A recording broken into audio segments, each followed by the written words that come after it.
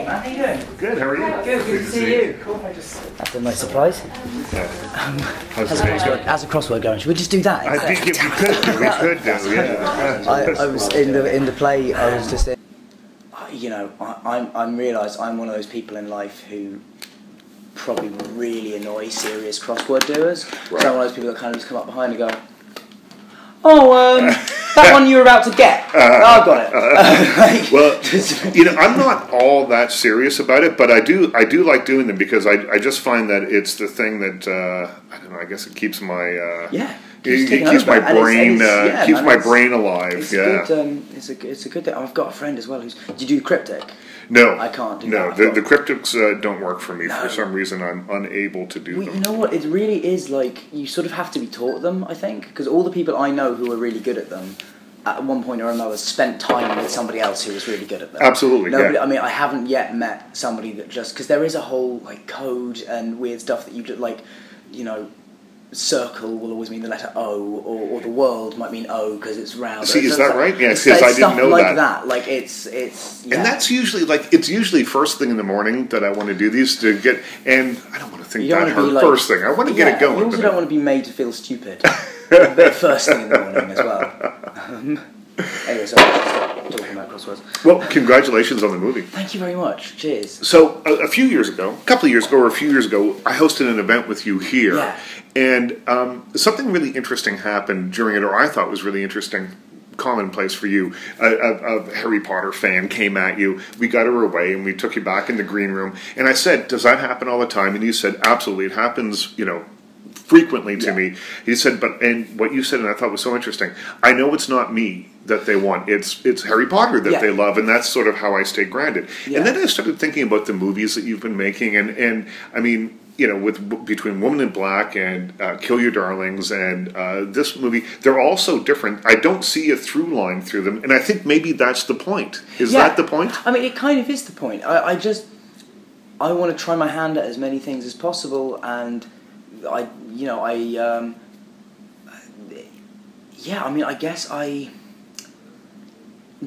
think having played one character for a very long time, that builds up in you a desire to play a number of different characters and do as much different work as you can. I suppose it's about like I want to show as many different sides of my ability as I can. And also I like that, people don't. I like that you can't predict what my next thing is going to be, or you can't. You know, I mean, that's always something that somebody because of this film the other day compared me to Hugh Grant, and my initial reaction was probably like quite unfair because I just bristled a bit, and which is probably very unfair, but because I feel like he did sort of this genre and is brilliant at it. But did so much of it, and what am always trying to do is trying to be as diverse as possible. And also, it's about finding out, like for me, finding out what I'm good at, and finding out which things I prefer doing, and because I've only done Potter up until a few years ago. So now this period is really like me going, well, if I had my choice, and being that I do have a semblance of control over my career, which most actors my age don't,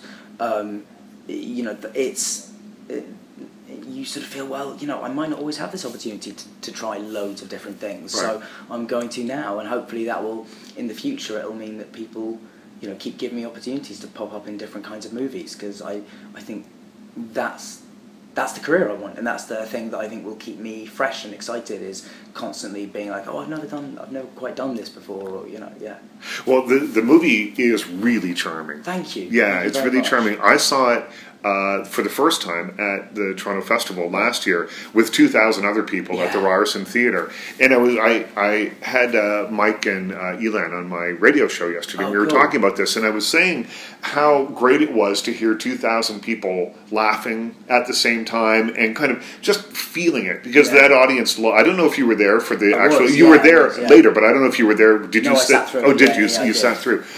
They felt it. You could tell. They liked the movie. How does that make you feel? Because I can't imagine just that feeling. It really is wonderful, and to be in the middle of it, to know that you were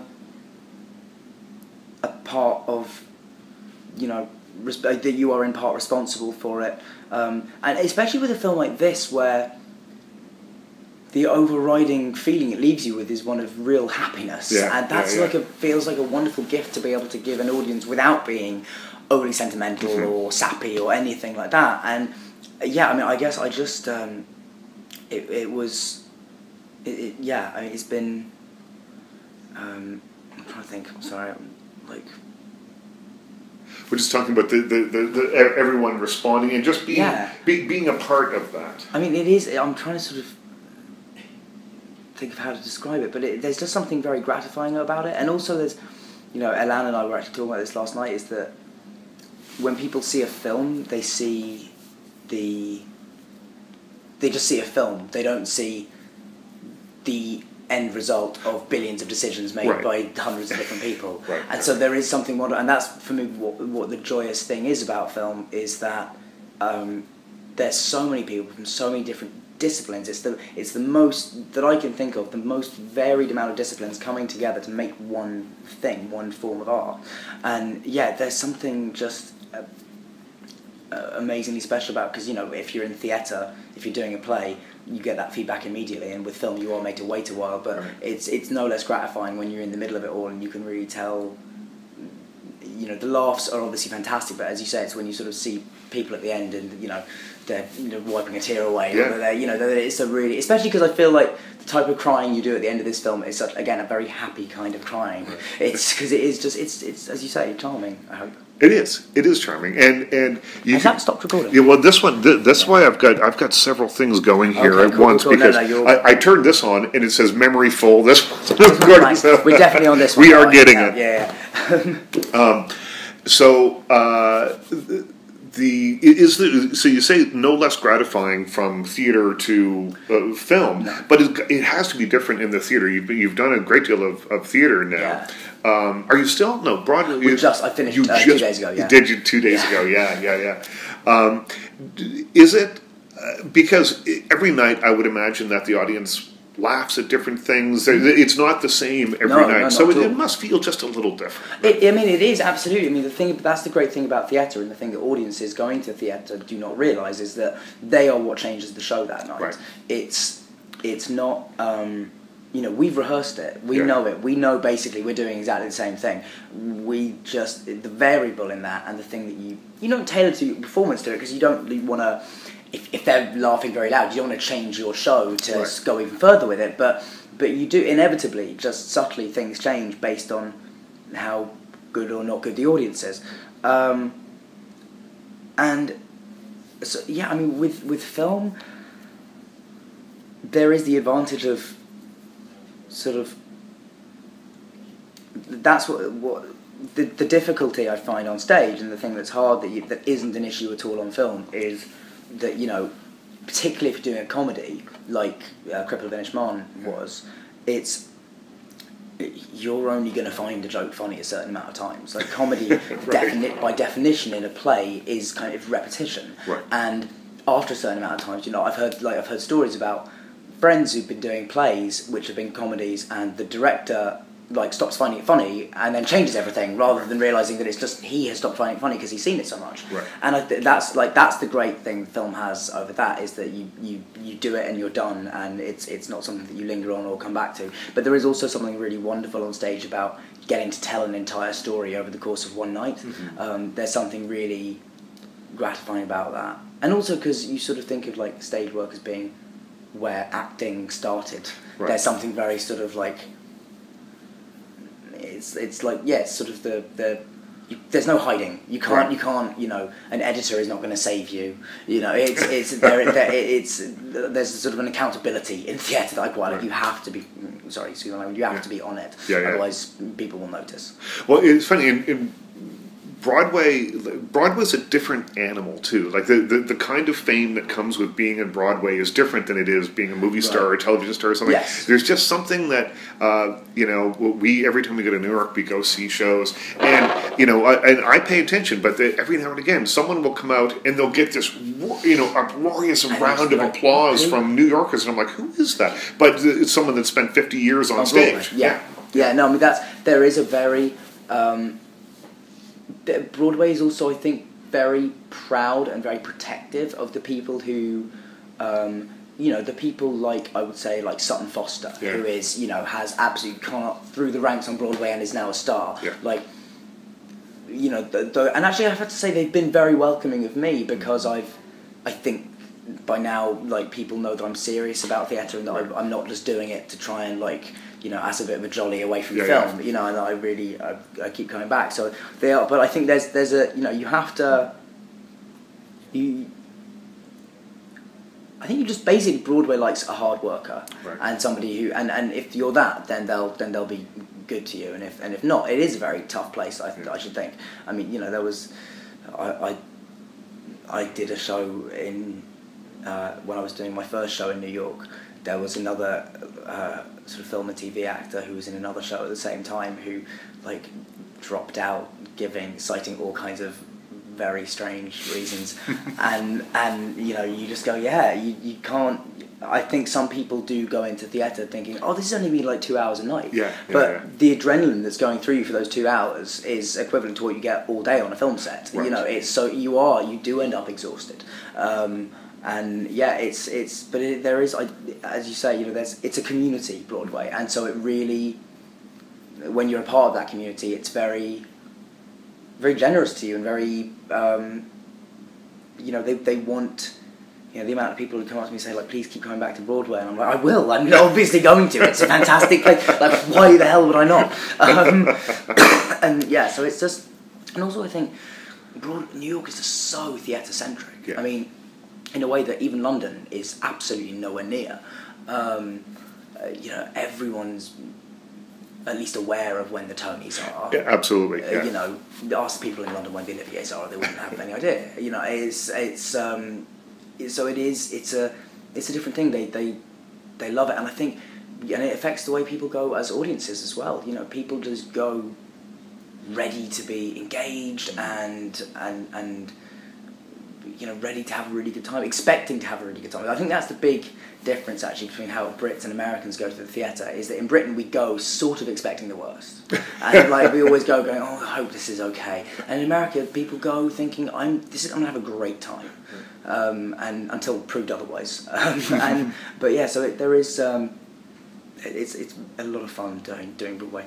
For me, the tradition is go to Sardi's for a drink first, and the pub cheese, and then in Sardi's I always play a game which is how many caricatures can I spot that look like my dad, because there's about every fourth one looks like a version of my father, and I'm in there as well, but it's the most tanned version of me I've ever seen, because it's really good. It does look like me, but I always just look at it and go, I wish I was that tan. I wish I could ever be that colour. Well, it's funny. It's the only place. A couple of visits ago, I bought a fez in New York. I saw a fez, and first, and I was like, "That's amazing!" I've never owned a fez, so I bought a fez, and then we happened to be going to a show. We went to Sardi's for a drink, and someone said, "Hey, try the fez on." So I put the fez on. Fez was just for my own personal thing. I wasn't, and it was the only place I think in New York that you could get away with wearing a fez, and have people come up and go, "That looks amazing on you." You know what? I don't know. I think you can get away with that more places than you think in New York. Maybe. Like in New York, you do see some stuff where you're like, you're just doing that and no one cares and no one's stopping you, and that's there's a guy. What did I see the other day? Well, there's like the guy I saw the other day who ran and he was on a run and then just like jumped up on the side of like a stoplight or thing where he was there and started doing pull-ups and then like ran off. And in terms of people's dress and gear, you see some amazing sights in New York. So I'm sure a fez probably is. Yeah, that's old hat. Yeah, it is old hat. So the F word shot here. Yes. What was it about this? Because it's a comedy. Absolutely, it's very funny all the way through. But there's a sweetness to it, I think, that a lot of comedies wish they had. Oh, good. And so for me, I felt that it wasn't like, I don't want to call it a romantic comedy, only because I think that term has been tarred a little bit because Catherine Hagel movie is going to ruin that for a lot of people. But I do think that this movie has all that stuff and a big dollop of sweetness on it too. Was maybe that what drew you in, or what was it? It was one of the. That was very much one of the things. I mean, I thought that you're absolutely right. It achieves a real sweetness without ever really trying to be sweet. It's just Elan is such a good writer of people and characters that they're just very earnest, appealing characters that I think you want to follow and you want to root for. And the fact that it was the thing that felt unusual about it to me as a romantic comedy was A, how smart and funny it was, because I find a lot of romantic comedies aren't very funny. And B, just it allowed for the complexities of relationships more than, I feel like romantic comedies normally just sweep the actual complexities of relationships and life sort of under the carpet because they're actually difficult and make a film harder to make. Whereas, I don't know, Elan really sort of embraced the fact that she has a boyfriend and he's a really nice guy to her actually, and they have kind of a great relationship, and that makes her decision all the more hard because otherwise you're just sitting there thinking, well, obviously she's going to go for the nice guy, not the dickhead. And so there's things like that. There's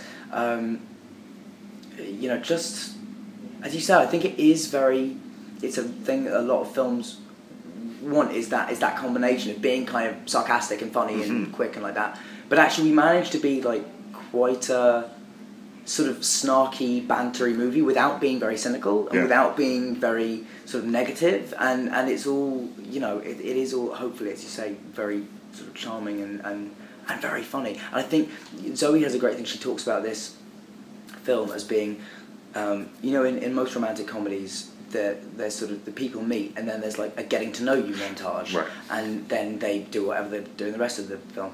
And our movie is basically that montage expanded to feature length, and that's what I think is so joyous about it, is that those moments when you're getting to know somebody and flirting with them and finding out what makes them laugh and what they're about are so intimate and so exciting and so charged that as an audience it's wonderful to be allowed in to watch that and to sort of live through it again. I think it's I'm really proud of how it turned out.